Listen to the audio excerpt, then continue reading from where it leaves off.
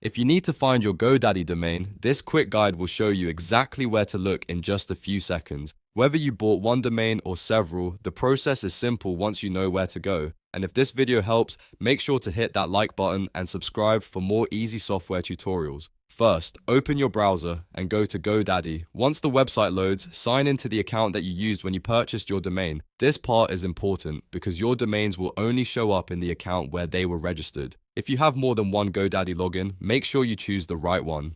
After you sign in, you'll arrive at your GoDaddy dashboard. From here, look for the section called My Products. This is where GoDaddy keeps your main services, including domains, hosting, and other products tied to your account. Click on My Products to continue.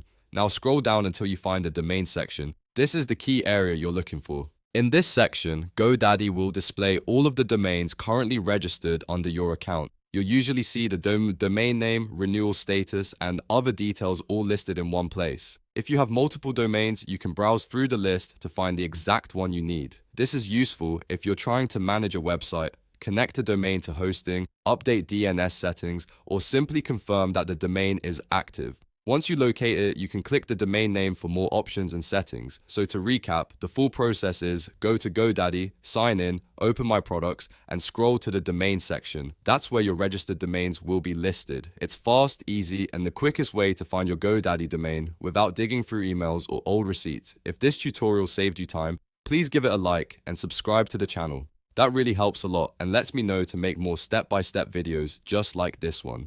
Thanks for watching, and I'll see you in the next tutorial.